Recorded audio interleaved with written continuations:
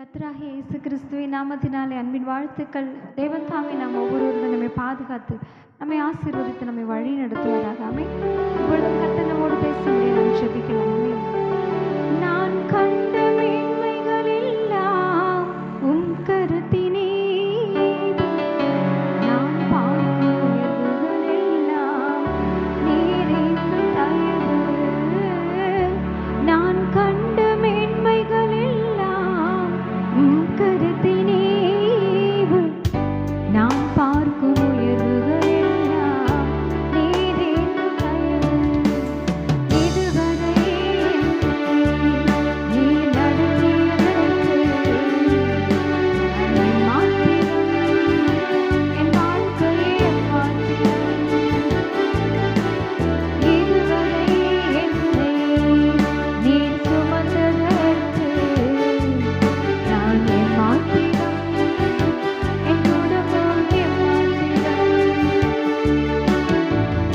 ஹalleluya. ராஜாவே, இந்த நாளிலும் கூட இந்த நேரத்தில் எங்களோடு பேசுங்கப்பா. பகலில் குளிர்ச்சியான வேளையில் ஆதாம் ஏவாளோடு உலாவின எங்கள் தகப்பன், எங்கள் மத்தியிலும் நீங்கள் உலாவுங்க, எங்களோடு பேசுங்க. இயேசுவின் நாமத்தில் நாங்கள் செபித்து ஜெயம் எடுக்கிறோம் ஜீவனுள்ள நல்ல பிதாவே. ஆமென். அல்லேலூயா. இப்பொழுதும் கர்த்தர் நம்மோடு பேசும்படியாய் ஆண்டவரே ஸ்தோத்திரம் அப்பா. யோவான் 8ஆம் அதிகாரம் 10ஆம் வசனம். இயேசு நிமிர்ந்து அந்த ஸ்திரீயை தவிர வேறு ஒருவரையும் காணாமல், ஸ்திரீயே, உன்மேல் குற்றம் சாட்டினவர்கள் எங்கே? ஒருவனாகிலும் உன்னை ஆக்கினைக்குள்ளாக தீர்க்கவில்லையா என்றார். அதற்கு அவள், இல்லை ஆண்டவரே என்றாள். இயேசு அவளை நோக்கி, நானும் உன்னை ஆக்கினைக்குள்ளாக தீர்க்கிறது இல்லை, நீ போ, இனி பாவம் செய்யாதே என்றார். அல்லேலூயா, அல்லேலூயா. இங்கே என்ன நம்ம பார்க்குறோன்னா, நமக்கு இது பரிச்சயமான வசனங்கள். இங்கே அவங்க 3ஆம் வசனம் பாருங்களேன். அப்பொழுது விபச்சாரத்தில் கண்டுபிடிக்கப்பட்ட ஒரு ஸ்திரீயை வேதபாரகரும் பரிசேயரும் அவரிடத்தில் கொண்டு வந்து அவளை நடுவே நிறுத்தி, போதகரே, இந்த ஸ்திரீ விபச்சாரத்தில் கையும் மெய்யுமாய் பிடிபட்டால் இப்படிப்பட்டவர்களை கல்லெறிந்து கொள்ள வேண்டும் என்று மோசே நியாயப்பிரமாணத்தில் நமக்கு கட்டளையிட்டிருக்கிறாரே, நீர் என்ன சொல்லுகிறீர் என்றார்கள். அல்லேலூயா. எவ்வளோ அழகாக கேட்குறாங்க பாருங்க. ஏன்னா அவர் மேல் குற்றம் சுமத்துவதற்கான காரணம் உண்டாகும் பொருட்டு அவரை சோதிக்கும்படி தான் அப்படி சொன்னார்கள். இயேசுவோ குனிந்து விரலினால் தரையில் எழுதினார். அப்போது அவர்கள் ஓயாமல் அவரை கேட்டுக்கொண்டே இருந்ததுனால அவர் சொல்லுவார், அவர் நிமிர்ந்து பார்த்து, உங்களில் பாவம் இல்லாதவன் இவள் மேல் முதலாவது கல்லெறிய கடவன் என்று. மீன் அங்கே என்ன சொல்லப்பட்டிருக்குன்னா நமக்கு தெரிஞ்சது தான். விபச்சாரத்தில் கையும் மெய்யுமா நாங்கள் பிடிச்சிட்டோம். அவள் கன்ஃபார்மாக என்ன செஞ்சுட்டா? அபச்சாரம் தான் பண்ணிட்டா. அதுக்கு சாட்சி இருக்குது. நாங்கள் கையும் மெய்யுமா பிடிச்சிட்டோம். அப்போது அங்கே சொல்கிறாங்க, இப்படிப்பட்டவர்களை கல்லெறிந்து கொல்லணும்னு மோசே சொல்லியிருக்கார் நியாயப்பிரமாணத்தில், நீர் என்ன சொல்லுகிறீர் அப்படின்னு கேட்குறாங்க. அல்லேலூயா. ஏன்னா அவரை குற்றப்படுத்தணும், அவரை சோதிக்கணும். ஆமென். அல்லேலூயா. அப்படி ஒரு பர்பஸ் அங்கே இருக்குது. அப்போது மோசே நியாயப்பிரமாணத்தில் பார்த்தோம்னா யாத்திராகமத்தில் எழுதப்பட்டிருக்கிறவருடைய பிரமாணங்கள். ஆமென். அந்த மலை அடிவாரத்தில் ஜனங்களும் ஆடு மாடுகளும் வந்தால் கூட கல்லெறியப்படணும்னு வசனம் எழுதப்பட்டிருக்கு. அல்லேலூயா. இன்னும் ஒரு மாடு முற்றலான்னு தெரிஞ்சும் அந்த மாடை அவன் கட்டாமல் விட்டுட்டா, அந்த மாடு போய் யாரையாவது விட்டுடுச்சுன்னா அதனால் அவங்க சாவு உண்டானா அந்த மாட்டுக்குரிய எஜமானும் கல்லெறிஞ்சு கொல்லப்படணும், அந்த மாடும் கல்லெறிஞ்சு கொல்லப்படும். இப்படி நிறைய காரியங்கள் உண்டு எதெல்லாம் கல்லெறிந்து கொல்லப்படணும்னு. ஓய்வு நாளில் நம்ம ஆசரிக்கலனாலும் என்னதான், அதே பனிஷ்மெண்ட்டு. அல்லேலூயா.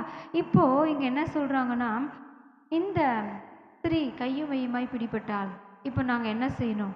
நியாயப்பிரமாணத்தில் அப்படி எழுதியிருக்குல்ல அப்படின்னு கேட்கும் பொழுது அவர் எதுவுமே பேசாமல் அவருக்கு விரலினால் குனிந்து எழுதிக்கிட்டே இருக்கார். நாங்கள் எழுதப்பட்டிருக்காமே. இப்போது அவர்கள் ஓயாமல் அவரை கேட்டுக்கொண்டே இருந்தபடினால் அவர் சொல்கிறார், உங்களில் பாவம் இல்லாதவன் இவள் மேல் முதலாவது கல்லெறிய கடவன். மீன் அப்போது அவங்க என்ன செஞ்சிட்டாங்கன்னா, ஒவ்வொருவராய் போய்விட்டார்கள். அதை கேட்டு தங்கள் மனசாட்சியில் கடிந்து கொள்ளப்பட்டு பெரியோர் முதல் சிறியோர் வரை ஒவ்வொருவராய் போய்விட்டார்கள். மீன் தங்கள் மனசாட்சி என்ன சொல்லுது? அந்த பாவத்தை சொல்லுது உள்ளான மனுஷன். மீன் அப்படி இருக்கும் பொழுது ஒவ்வொருவராய் பெரியோர் சிறியோர் எல்லாரும் போயிட்டாங்க. மீன் இயேசு தனித்திருந்தார், அந்த ஸ்திரீ நடுவே நின்றாள். அவள் நடுவே நிறுத்தி தான் இப்படி சொல்லிட்டு இருக்காங்க. மீன் இப்போது எல்லாரும் போயிட்டாங்கன்னு அந்த ஸ்திரீ என்ன செய்யலைன்னா போகவே இல்லை. அவள் என்ன செய்கிறான்னா வெயிட் பண்ணுறா.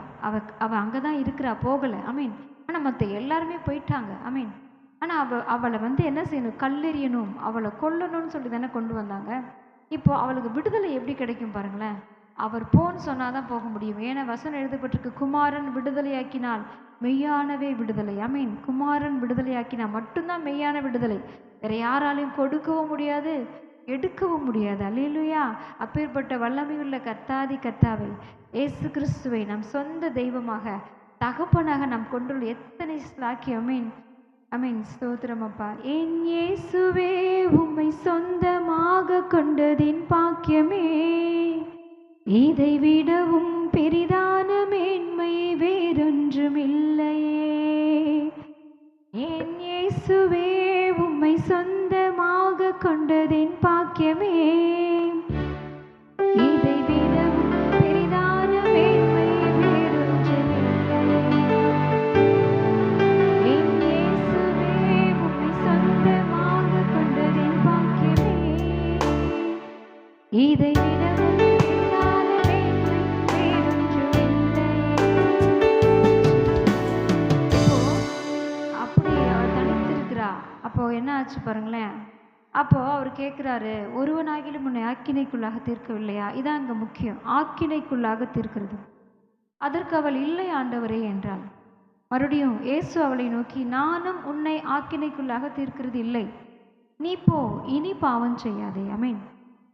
இதே போல தான் 1 ராஜாக்கள்ல அதோனியாங்கிற அந்த அவன் ராஜாவாகணும். சாலமோன் தான் ராஜா தாவீதுக்கு அப்புறம். ஆனால் அவன் என்ன செய்வான், ஒரு கூட்டத்தை கூட்டிகிட்டு போயிட்டு நான் தான் ராஜான்னு சொல்லி அங்கே ஆடு மாடுகள் எல்லாத்தையும் அழுத்தி விருந்து பண்ணி என்ன செய்வானா, விருந்து கொண்டாடுவான். நான் தான் ராஜா, எல்லாரும் ராஜா வாழ்குன்னு சொல்லி. ஐ மீன், அப்போது தாவீது சொல்வார், இல்லை சாலமோன் தான் ராஜா. பத்சேபாள் தாவீதுகிட்ட போய் சொல்லும் பொழுது அவர் கர்த்தர் பேரில் ஆணையிட்டவொடனே சாலமோன் ராஜான்னு சொல்லி நாத்தான் தீர்க்கதரிசி அங்கே எல்லாரையும் ஆசாரியன் எல்லாரையும் கொண்டு போய் அங்கே சாலமோன் ராஜாவாக்கப்பட்டார். ஐ மீன், அப்போ அந்த செய்தியை கேட்ட எல்லாரும், இந்த அதோனியா கூட இருந்தவர் எல்லாரும் போயிடுவாங்க. இப்போ அதோனியாவுக்கு பயம் வந்துடும், ஐயோ நம்ம வேற ராஜான்னு சொல்லிட்டோமேன்னு சொல்லி அவர் சாலமோனுக்கு, ஏன்னா உண்மையான ராஜா சாலமோன். அல்லேலூயா. இப்போது சாலமோனுக்கு பயந்த அதோனியா என்ன செய்கிறான்னா, பலிபீடத்தை போய் பிடிச்சிட்டான். அல்லேலூயா. பலிபீடத்தோட கொம்பை பிடிச்சிட்டான். அப்படி பிடிச்சா அங்கே இறக்கம் செய்யணும். ஐ மீன், ஏன்னா அவன் பயப்படுறான். அப்போ சொல்லும் பொழுது அந்த 1 ராஜாக்கள் அதை வாசிக்கலாமா?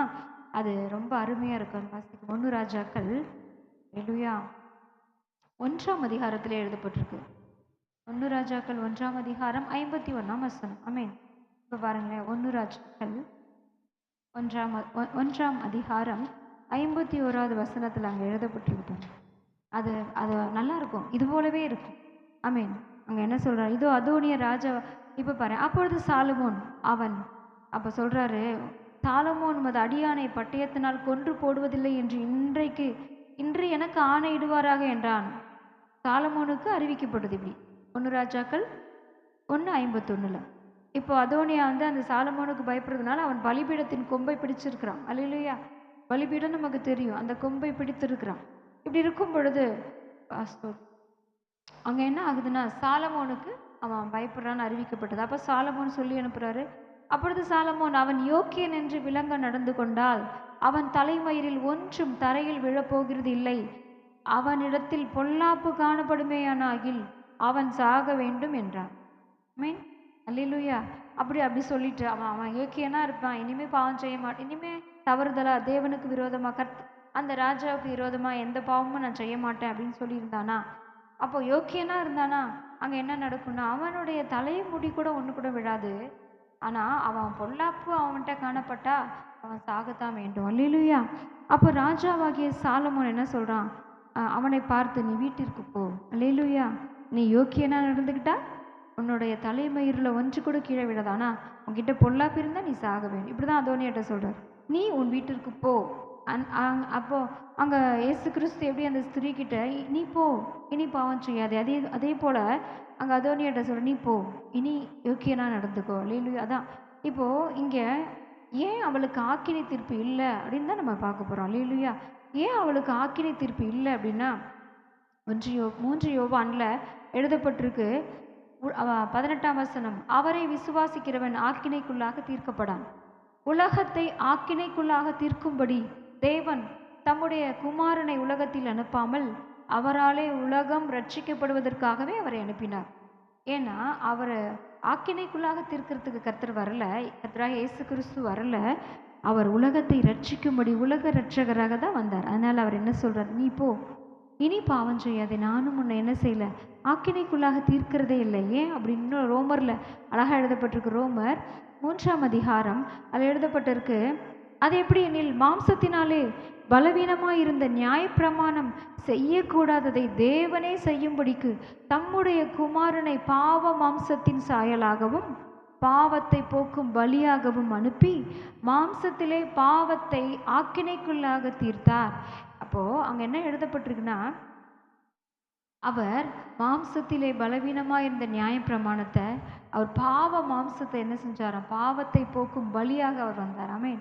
அவர் தான் நம்மளுடைய கிருபாதார பலி. அவர் ஆட்டுக்குட்டி, நமக்காக அடிக்கப்பட்ட தேவ ஆட்டுக்குட்டி. ஆமென். அவர் அடிக்கப்பட்டதுனால நமக்கு ஆக்கினை இல்லை. அவரை விசுவாசிச்சோன்னா நமக்கு ஆக்கினை இல்லை. அவரை விசுவாசிக்காத எல்லாருக்குமே ஆக்கினை உண்டு. ஆமென். இப்போ அவர் சொல்றாரு, அப்போ அவர் நீ போ, இனி பாவம் செய்யாது, நீ போ அப்படின்னாலே விடுதலை. அல்லேலூயா. அவர் விடுதலை கொடுத்துட்டார், விடுதலை ஆக்கிட்டார். குமாரன் விடுதலை ஆக்கினால் மெய்யான விடுதலை. அல்லேலூயா. இனி பாவம் செய்யாது. இது அவளுக்கு கொடுக்கப்படுகிற ஆலோசனை. துன்மார்க்குடைய ஆலோசனை நடக்காத, பாவிகளுடைய வழியில் நிற்கக்கூடாது, பரியாசக்கார் உட்கார இடத்துல உட்கார வேண்டாம், கர்த்தருடைய பேரத்தில் பிரியமாக இருக்கணும், இரவும் பகலும் இதில் தியானமாக இருக்கணும். அல்லேலூயா. இப்போ நீ போ அப்படின்னாலே அங்கே விடுதலை அவளுக்கு. அந்த விடுதலை எப்படி வந்துச்சுன்னா அந்த ரோமர் 8:3 தான். ஏன்னா மாம்சத்தின் பாவத்தை ஆக்கினைக்குள்ளாக அவரே தீர்த்துட்டார். அவரே எசையால 53 எழுதப்பட்டிருக்குல்ல. ஆமென். இன்னும் எசையா 9ஆம் அதிகாரம், நமக்கு ஒரு பாலகன் பிறந்தார், நமக்கு ஒரு குமாரன் கொடுக்கப்பட்டார், கர்த்தத்துவம் அவர் தோளின் மேல் இருக்கும். ஆமென். அவருடைய நாமம் அதிசயமானவர், ஆலோசனை கர்த்தர், நித்திய பிதா, வல்லமையுள்ள தேவன், சமாதான பிரபு எனப்படும். அல்லேலூயா. இப்பேற்பட்ட வானாதி வானங்கள் கொள்ளாதவர். ஆமென். அவர் எனக்காக பாவ மாம்சமாய் வந்து என்னுடைய பாவத்தை பாவ மாம்சத்திலே அவர் ஆக்கினை அடைந்தார். எழுதப்பட்டிருக்கு. ஆமென். லூக்கா 6ஆம் அதிகாரத்தில் நம்ம வாசிச்சோம்னா, லூக்கா 6ஆம் அதிகாரம், வேத வசனங்களை ஆராய்ந்து பாருங்கள், அதனால் உங்களுக்கு நித்திய ஜீவன். இப்படி நம்ம ஆராயும் பொழுது நமக்கு நித்திய ஜீவன். 37ஆம் வசனம். ஆமென். 6 லூக்கா. அப்போ அங்க என்ன சொல்லப்பட்டிருக்குன்னா, லூக்கா 6ல் இல்லாமல் இதுலேயும் இருக்கு, இன்னொன்றுலையும் இருக்கு. எங்க என்ன எழுதப்பட்டிருக்குன்னா, யோவான் 3லயே எழுதப்பட்டிருக்கு.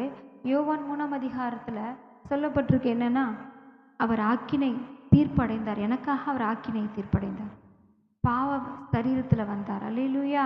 அப்படிதான் அங்கே எழுதப்பட்டிருக்கு. அதனால நம்ம என்ன செய்யணும்னா, அவர் தான் விடுதலையாக்குவார். ஆமென். அவர் தான் ஆலோசனை தருவார். ஆமென். இந்த வேதத்தை தான் நம்ம வாசிக்கணும் ஒவ்வொரு நாளும். அல்லேலூயா. இப்போ அவர் தான் எனக்காக பலியானார். அவர் வானாதி வானங்கள் கொள்ளாதவர், அவர் வார்த்தையினால் வர்ணிக்க கூடாதவர். ஆமென். அப்போ அப்பேற்பட்ட வானத்தையும் பூமியையும் உண்டாக்கின என் தெய்வம் எனக்காக அவர் இறங்கி வந்து அவர் அடிமையின் ரூபம் எடுத்து எனக்காக என் பாவங்களை சுமந்து தீர்த்து ஆக்கினைக்காக தீர்க்கப்பட்டார். ஆமென். அல்லேலூயா. எருசலேமுக்கு போகிறார் அப்படின்னு எழுதப்பட்டிருக்குல்ல, அங்கே வந்து அவர் ஆக்கினை தீர்ப்படைய போகிறார். ஆமென். அதனால தான் சொல்கிறார், உன்னை யாருமே ஆக்கினை தீர்க்கலையா? நானும் தீர்க்கலை, நீ போ, இனி பாவம் செய்யாதே, அவர் என் பாவத்தை சுமந்துட்டாரே, அவர் எனக்காக ஆக்கினை தீர்ப்படைந்துட்டாரே, நான் பாவம் செய்ய கூடவே கூடாது. ஆமீன். பாவம் செய்கிற ஆத்துமா சாகும், அதில் சந்தேகமே இல்லை. பாவத்தின் சம்பளம் மரணம், அது சத்தியம். அப்போ அவர் எனக்காக அக்கினை தீர்ப்படைந்தாரே, அந்த நன்றி நிமித்தம் நான் என்ன செய்யணும்னா அவருக்காகவே வாழணும். ஆமீன். எனக்கு விடுதலை கொடுத்த என்னுடைய அந்த எஜமானுக்கு, ஆமீன், எஜமான் தானே விடுதலை கொடுக்க முடியும். அல்லேலூயா. அந்த எஜமானுக்கு நான் ஒரு அடிமை, எப்பொழுது வேலைக்காரி எப்பொழுதும் இருப்பேன். ஆமீன். ஆமீன். அந்த எஜமான் தான் எனக்கு ரொம்ப முக்கியம். அவருடைய அந்த வாயின் வார்த்தைகள் தான் என்னை வாழ வைக்குது. ஆமீன். ஆமீன். இன்றைக்கு வார்த்தை இருந்துச்சுன்னா நாளைக்கு நான் வாழ்ந்துருவேன். அவருடைய வார்த்தையினால் நான் பிழைச்சிருவேன். ஆமீன். அல்லேலூயா. அப்போது நமக்கு என்ன ஆலோசனை கொடுக்குறார் இந்த நாட்களினா, மற்றவர்களை குற்றவாளிகளை தீர்க்காதிருங்கள், அப்பொழுது நீங்களும் குற்றவாளிகளாக தீர்க்கப்படாதிருப்பீர்கள், நீங்கள் ஆக்கினைக்குள்ளாக தீர்க்கப்படாதிருப்பீர்கள். ஆமீன். அப்போ அங்கே சொல்கிறாரு, மற்றவர்களை குற்றவாளிகள் என்று தீர்க்காதிருங்கள், அப்பொழுது நீங்களும் குற்றவாளிகள் என்று தீர்க்கப்படாதிருப்பார். மற்றவர்களை ஆக்கினைக்குள்ளாகும்படி தீர்க்காதிருங்கள். இங்கே என்ன செஞ்சாங்க இவங்க? என்ன செஞ்சாங்க? நியாயப்பிரமாணத்தில் மோசே இப்படி சொல்லியிருக்காருல, கல்லெறிஞ்சு கொள்ளணும். நீர் என்ன சொல்லுகிறீர்? இப்போ இவங்க என்ன செய்கிறாங்க? அந்த ஸ்திரீயை ஆக்கினைக்குள்ளாக தீர்க்கிறாங்க. அல்லேலூயா. அந்த ஸ்திரீக்கு இவங்க என்ன செய்கிறாங்க? ஆக்கினைக்குள்ளாக தீர்க்கிறாங்க. அதான் அங்கே சொல்லப்பட்டிருக்கு, மற்றவர்களை ஆக்கினைக்குள்ளாக தீர்க்கும்படி என்ன செய்யறாங்க? ஆக்கினைக்குள்ளாகாதிருங்கள், தீர்க்காதிருங்கள். அல்லேலூயா, அல்லேலூயா. இவங்க அப்படிதான் சொன்னாங்க, அவளை கல்லெறிஞ்சு கொள்ளணும். அமீன். இன்றைக்கும் கூட எத்தனை பேர் சொல்லால நம்மளை அடிக்கிறாங்க. அமீன். கல்லால் அடிக்கல, இன்னைக்கு சொல்லுதான். அமீன். நிந்திக்கிறது, அவமானம், துக்கப்படுத்துறது, செய்யாததை செஞ்சோன்னு சொல்றாங்க. அமீன். எத்தனை வாழ்க்கையில சம்பந்தமே இல்லாததுக்கு சம்பந்தப்படுத்தி பேசுவாங்க. மீன் யோசேப்பை போலதான். அல்லேலூயா. கர்த்தரையே அப்படிதானே சொன்னாங்க, பெயல்செபூலினால் பிசாசுகளை துரத்துகிறோம். மீன் என்னென்னலாம் சொன்னாங்க நம்ம அப்பாவை. மீன் நம்ம எஜமானன. மீன் அப்போ அவருக்கு அந்த பாதைனா அவர் பின்பற்றுற நமக்கும் அந்த பாதை தானே. ஆனால் அவர் நம்ம கூட தான் இருக்கிறார். அல்லேலூயா. இப்போ இவங்க ஆக்கினை தீர்க்கிறாங்க அந்த அவளுக்கு, ஆனால் அவர் விடுதலை கொடுத்தார். அதுபோல் இவர் நமக்கு கொடுக்குற ஆலோசனை கர்த்தராகிய இயேசு கிறிஸ்து இன்னும் அங்கே சொல்லப்பட்டிருக்கு, அப்பொழுது நீங்களும் ஆக்கினைக்குள்ளாக தீர்க்கப்படாதிருப்பீர்கள். நீங்கள் மற்றவர்களை ஆக்கினைக்குள்ளாக தீர்த்தா நீங்களும் ஆக்கினைக்குள்ளாக தீர்க்கப்படுறீங்க. ஆனால் ஒருத்தவங்களை நீங்கள் என்ன செஞ்சு ஆக்கினைக்குள்ளாக தீர்க்காதிருந்தா நீங்களும் ஆக்கினைக்குள்ளாக தீர்க்கப்படாதிருப்பீர்கள். அது மாத்திரமல்ல, விடுதலை பண்ணுங்கள், அப்பொழுது நீங்களும் விடுதலை பண்ணப்படுவீர்கள். குற்றவாளி ஆக்காதீங்க மற்றவர்களை. குற்றவாளி குற்றப்படுத்தவே வேண்டாம். இது பிசாசினுடைய தந்திரம். யோபுவை போய் குற்றப்படுத்தினான், மோசையோட சரீரத்தை கேட்டு குற்றப்படுத்தினான். அமீன். இந்த குற்றப்படுத்துதல் பிசாசுக்குரிய காரியம். இப்போ குற்றப்படுத்தாதிருங்கள், விடுதலை பண்ணுங்கள். அமீன். விடுதலை குமாரன் விடுதலை ஆக்கின மெய்யான விடுதலை. அப்படின்னா அவருடைய பிள்ளையா இருக்கிற நான் என்ன விடுதலை தான் பண்ணணும், குற்றம் தீர்க்கக்கூடாது. குற்றவாளி ஏன்னா அவர் சொல்றார், நீ நன்மை செய்து பாடு அனுப்புவதை விட நீ நன்மை செய்து தீங்கு அனுபவிப்பதை. வசனம் சரியா ஞாபகம் இல்லை. அமீன். ஆமாம், நன்மை செய்து தீங்கு அனுபவி. அமீன். அல்லேலூயா. ஒருத்தவங்களுக்கு தீங்கு செஞ்சாலும் அவங்களுக்கு நம்ம நன்மை செஞ்சுட்டு அதனால பாடு அனுபவிக்கிறது பரலோகத்தில் பலன் மிகுதியாக இருக்கும். அல்லேலூயா.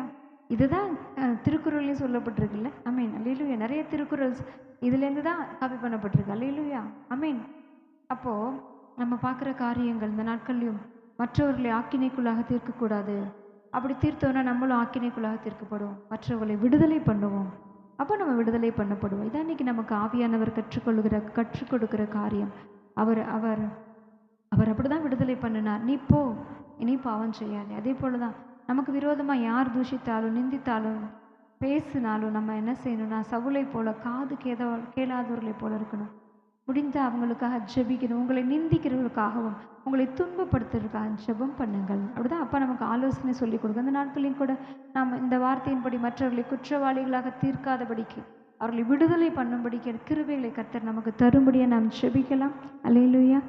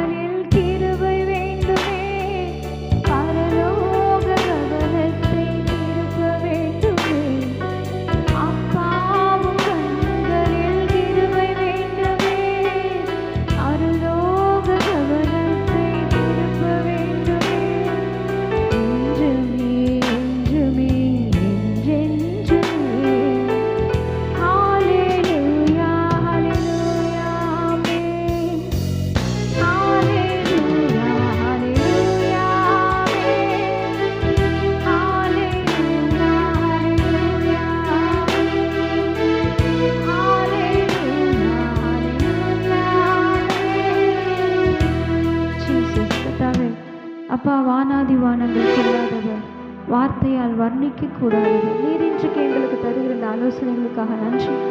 மற்றவர்களை குற்றவாளிகளாக தீர்க்காதிருக்கவும், மற்றவர்களை ஆக்கினைக்குள்ளாக தீர்க்காதிருக்கவும், மற்றவர்களை விடுதலை பண்ணும்படியான கிருபைகளை தேவன் எங்கள் இந்த சத்தத்தை கேட்கிற ஒவ்வொரு பிள்ளைகளுக்கும் அடியாள் குடும்பத்துக்கும் அப்பா ஒவ்வொருவருக்கும் நீர் கொடுத்து நீர் பாதுகாத்து நீர் வழி நடத்தணுமா நாங்கள் ஜெபிக்கிறோம். இயேசுவின் நாமத்தில் ஜெபித்து ஜெயம் எடுக்கிறோம். ஜீவனில் நல்ல பிதாவே. ஆமென். Amen. Hallelujah. Praise the Lord. God bless you.